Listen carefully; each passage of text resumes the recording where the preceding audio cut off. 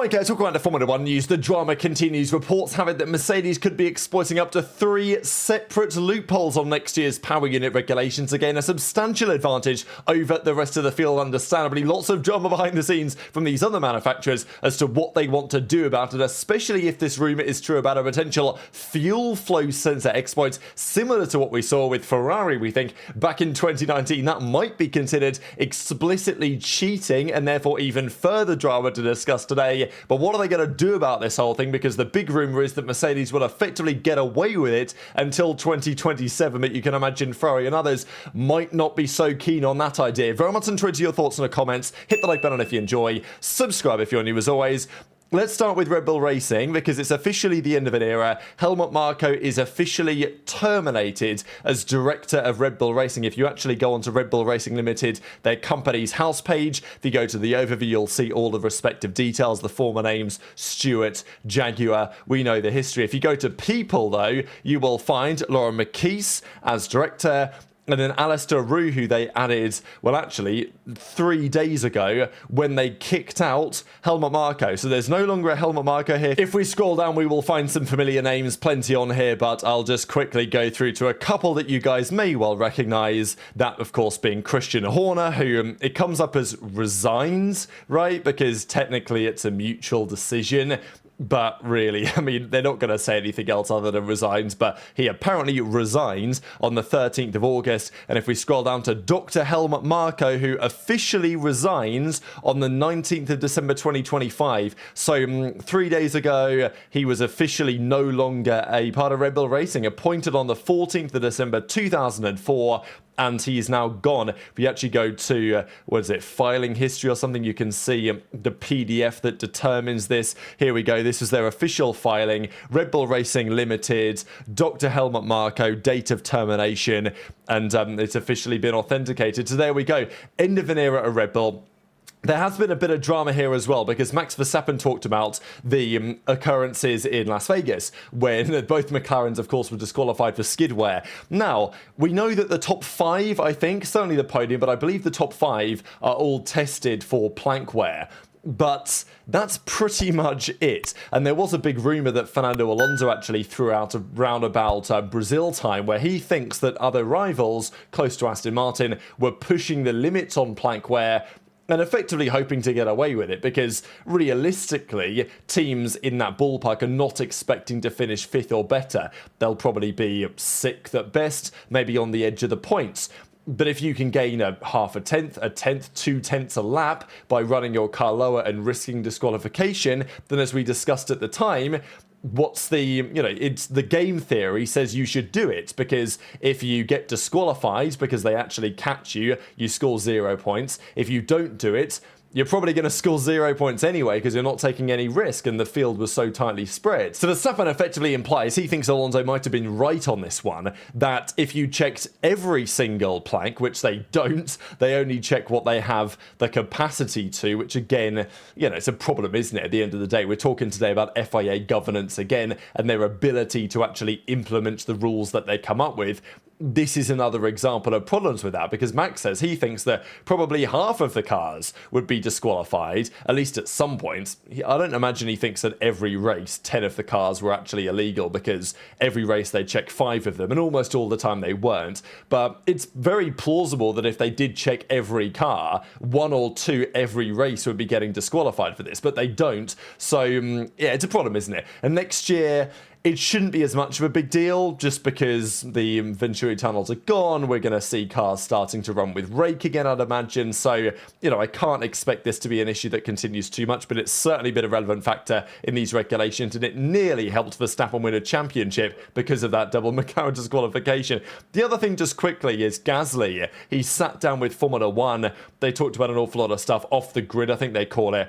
And he said a few interesting words on Red Bull, what it was like to be driving for them. Look, maybe things have changed over time. But we know that Yuki this season, look, I think the drivers that have been in that Red Bull sister seat, they're not as bad as they've appeared to be. Are they fantastic drivers? Arguably not.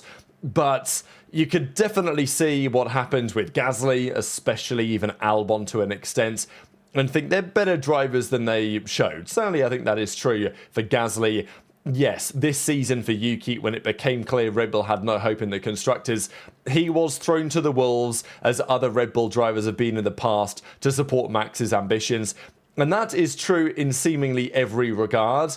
If they need someone to test a setup to see if it's going to work for Max, they will make Yuki do it. A number of errors they made with that second seat as well. It just doesn't seem like operationally they're as efficient on that side of the garage either. So there's multiple reasons why. Obviously, Max being brilliant is one problem for another driver in that car. But I think there's a number of reasons why Red Bull have effectively become a one-car team in recent seasons.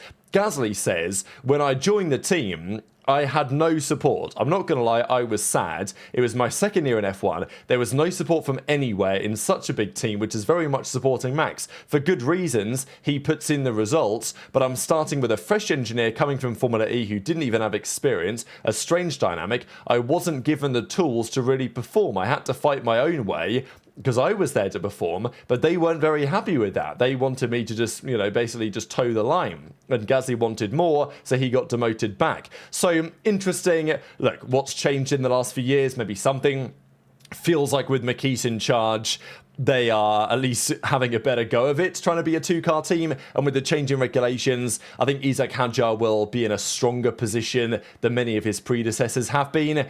But also you've got to contend with Max, and that's still a bit of a problem, right? So just thought it was interesting that Gasly exposed at least his experiences at Red Bull being very negative in a second seat.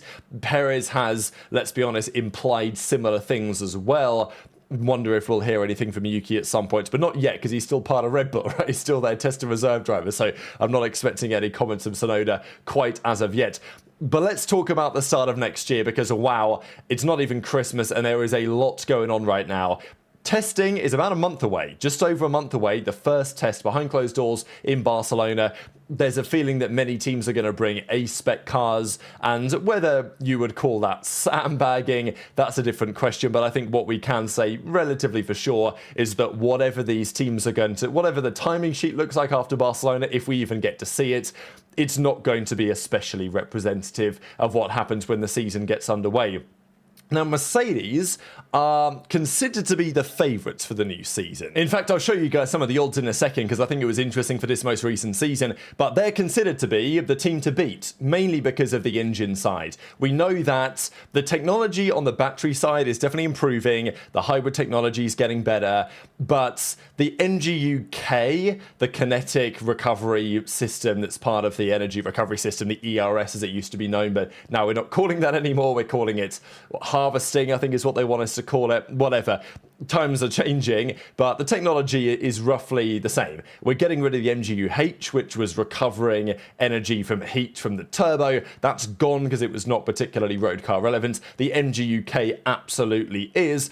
But that technology has considered to be pretty much mastered, and as a result, we're not expecting massive differences in performance from the, let's say, electrical side of these engines. The performance differences, if they are going to arrive, which they will, are likely to be from the combustion side, which is where we are discussing Mercedes' advantage yet again today.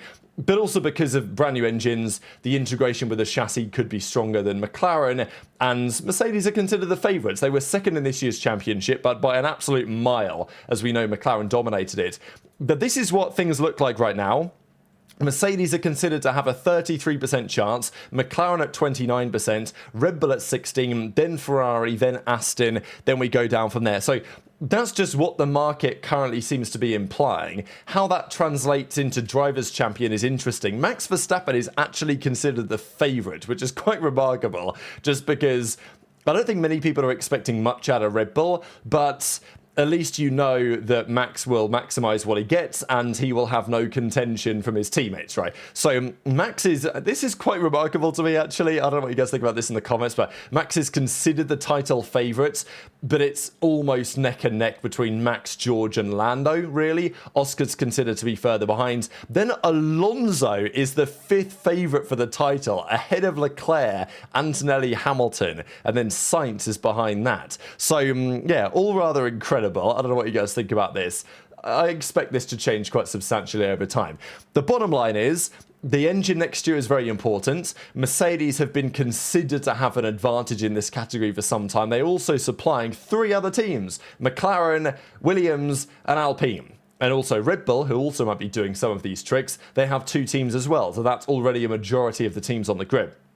This article really just describes what we know so far on compression ratios. We discussed it in great detail over the last few days, so I'm not going to go into that again. The idea is that the compression ratio in these engines is mandated to 16:1. You can generate a bit more performance if you make it 18:1, but in order to do that, when it's being tested at ambient temperatures, but obviously its operational temperature is more like 120 degrees, using special materials that thermally deform in order to either shrink the size, well, you wouldn't be able to shrink anything at those temperatures, but expand the size maybe of the actual piston.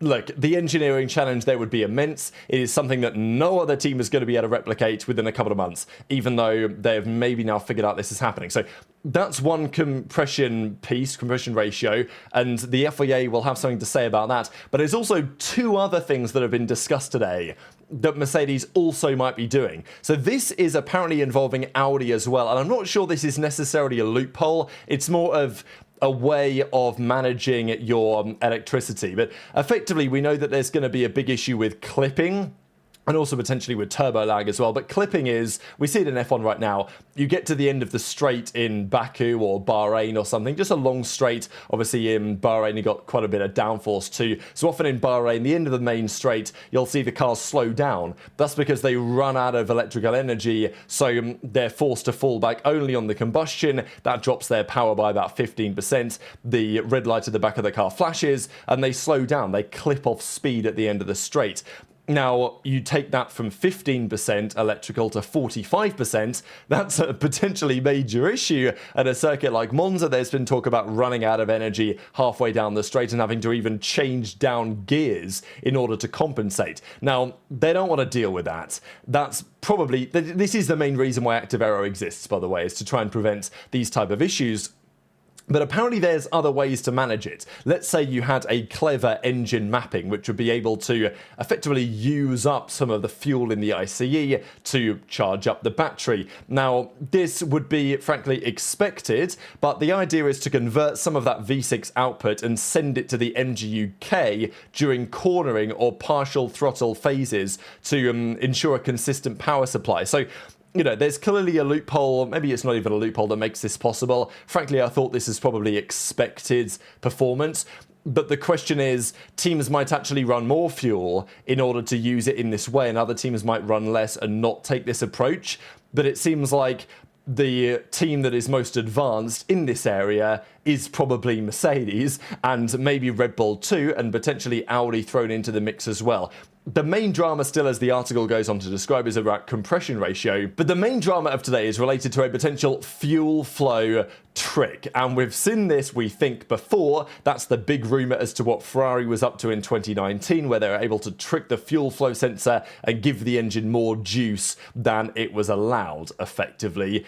There is a rumour that other teams might be able to do something similar today. The other potential loophole, if the fuel supplier is good enough, because there are different fuel manufacturers this year. You've got Shell with Ferrari, you've got Aramco with Honda, of course it's Petronas with Mercedes. They will do, some of them will do a better job, and if you can create better fuel, these new sustainable fuels that we know, well, the technology is moving quite rapidly on, if you can create them with a higher energy density, then a team might be able to save 2 or 3 kilograms in fueling of the car. That might be a tenth a lap, right? So that's another potential performance differentiator. But this is the new one that everyone is discussing today on this new sensor. So just to go through this, as the article here from the race describes, I'll link the whole thing down below. There used to be a maximum mass flow of 100 kilograms an hour. That was the amount of fuel you could put in. But instead now, there's an energy limit. It's instead described as 3,000 megajoules per hour. So this means that the way that you do the checks has to change. There used to be 2 fuel flow meters, one for teams and a control one for the FIA, but they're now being replaced by a standard unit, which looks like this from Alan Gra or whatever. So that's the new unit. Now, of course, it's a fuel flow meter. As as we know, famously, we think Ferrari were able to trick this sensor, not this precise one, but the previous version in 2019, in order to give the energy more juice. That was the rumor on how they were generating so much performance, because, you know, you've got a certain amount of fuel that's allowed into the car. So how do you make more power? Either you compress it more than you should be able to generate more power out of that fuel. That's what Mercedes, we think, are looking to do. Or you just feed it more fuel than you are allowed to. But the reason why this has gained attention is because they have changed the wording in recent days quite substantially. So there was an extra clause in October added to the regulation around this, because the rumor is that teams are looking to alter the temperature of the meter. And when the meter is at a different temperature, they could potentially change the composition of the fuel that's being measured or alter the measurements that the device is taking. So effectively, by altering the temperature of the meter, they might be able to trick the meter into giving a different reading, so they can actually give the engine more fuel than it should be able to receive, but the meter still says it's receiving what it should be. That's the crux of the theory here. But they've changed the clauses. So it used to not say anything. In October, it started to say, any intentional heating or chilling of the fuel flow meter is forbidden. That was the original wording. Now, it now says, any device, system, or procedure, the purpose of which is to change the temperature of the fuel flow meter, is forbidden. So they've changed the wording. It used to say, any intentional changing of its temperature is forbidden. It now says, any device, system, or procedure of which its purpose is to change the temperature. So let's just say it's slightly more expansive than it used to be. It's still, well, it no longer uses the word intentional, which is maybe a crucial thing here, because again, when we start talking about what the intent of something is, it's ripe for abuse, because you say, well, no, the intention is to do something totally different. It's purely a side effect that it does this. But now when you say the purpose of which, it's, again, it's similar in its wording, but it feels slightly more expansive and is very indicative that what they're trying to do here is shut down some sort of loophole in this area, because there was a belief that some teams were trying to exploit it. So look, the wording now says you can't do any of this, but would they be using these words if some team wasn't trying to do it? That's the key question. I think the other key question is, does this constitute cheating, right? Would this constitute cheating? Because there's been lots of talk about this compression ratio thing. It's measured at ambient temperatures. If it's 16:1 at ambient temperatures, but it's 18:1 when it's running, which again seems like an incredible engineering challenge, but potentially possible. It would take a lot of research and development and a lot of time for other teams to catch up to this if this is what Mercedes is doing. But is that cheating, right? Technically, they are breaking the rule on every component has to be compliant at all times during the race, but the wording of that specific element says it's got to be 16:1 and it's measured at these temperatures. So if it passes that rule, then I think, in my opinion, this is just clever engineering. It's a loophole. It's a grey area. This is what F1 is all about. The fuel flow thing is, I think, a little different, because I don't know. I think there's a bit of nuance here. I'm intrigued to your thoughts in the comments. To me, the loophole on the compression, that's an F1 grey area. That's Formula 1. But if you are, like Ferrari may have been doing, tricking the fuel flow sensor to give more fuel than it should be able to, that feels a little different, because, I mean, maybe it's very similar, but it feels to me that if you're feeding the engine more fuel than it should be getting, and you're doing so by like effectively tricking the sensor in real time, because the test for the compression is like that's done once, and if you pass the test, then within reason whatever else happens is fine. Whereas if you're tricking a sensor in real time to give the engine more fuel, to me that feels more like cheating than it does exploiting a loophole. So but again, I think there is a bit of nuance here. You might argue that both are cheating, or you might argue both are loopholes. I mean, who knows? The FIA will have to come up with a solution on it anyway. The rumour on where this all came from is that apparently 7 months ago, a Mercedes engineer was hired by Red Bull, and he passed on the secret. So that gives you a good sense of the timelines. That Mercedes have been working on this for a long time, right? We're talking well over a year probably at this point. Red Bull hire someone from Mercedes. He then says, like, this is what we were thinking. You guys clearly aren't thinking it, so maybe let's think about it. And 6, 7 months later, they now have a working prototype as well, or they have something which is going to work in their system. But naturally, that means that Red Bull are behind the curve, but it also means that other teams are quite possibly a year behind the curve on whatever technology Mercedes are cooking up here. So, look, it adds fuel to the fire on Mercedes certainly being the favourite in terms of engine manufacturing for the upcoming season. Again, what that means for the teams is a very good question, but Ferrari, for all the potential optimism, they're considered to have a 12%, 1 in 8 to win the championship is not especially optimistic. And with all these rumours, to be fair, the odds haven't really changed much in recent days. I mean, I think when Red Bull were talked about in these rumours initially, Red Bull's chances have gone up from 12% to 16%. So maybe that's something, but still very interesting. But the final rumour here really is what we're going to do about this whole thing, because the teams are not very happy about it. There was a rumour that it was like an emergency meeting today, although apparently that never actually happened in the end.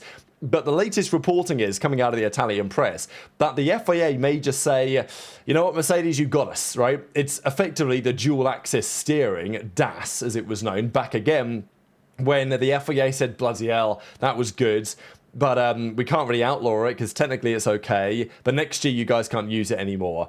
But obviously, everyone knew after DAS was unveiled by Mercedes in 2020, they were winning that championship, right? So, now, of course, that was only on the Mercedes cars, whereas this year, the Mercedes engine is in 4 different machines, well, 8 different machines, right, across the 4 different teams. So, that's maybe a different story. If they were to tell Mercedes that engine's illegal, you can't use it, then there's no time to change it, right? I think that's what's interesting about the timing here. That guy who worked for Mercedes, who then went to work for Red Bull, he could have told the FIA about it, potentially, 7 months ago when he left Mercedes. And maybe then they could have made a call if they can prove that they're doing it, which is also the problem, because how do you prove that this is actually happening? It's incredibly challenging to get those type of readings when the car is actually running, right, and the engine is on and at 120 degrees internal temperature. So yeah, lots of problems with this, but the latest rumour is that the FIA is effectively going to say, we can't do much about it now. It is what it is, but for 2027, we are going to find a way to tighten it. Now, of course, Ferrari, Audi, Honda would not be especially happy about this, but that is the dilemma, right? I mean, you either ban what Mercedes are doing, if they even are doing it, and you sideline 4 teams, which is just not going to happen from a commercial perspective, or you approve it, and then you trigger protests and all these other things. But again, if a team is going to protest, they've got to have some sort of proof that Mercedes are doing it, and right now that seems to be very difficult indeed to find. So there you go. Those are your updates on the day. Very much enjoyed your thoughts in the comments below. Hit the like button if you enjoyed, subscribe if you're new, and I'll see you next time.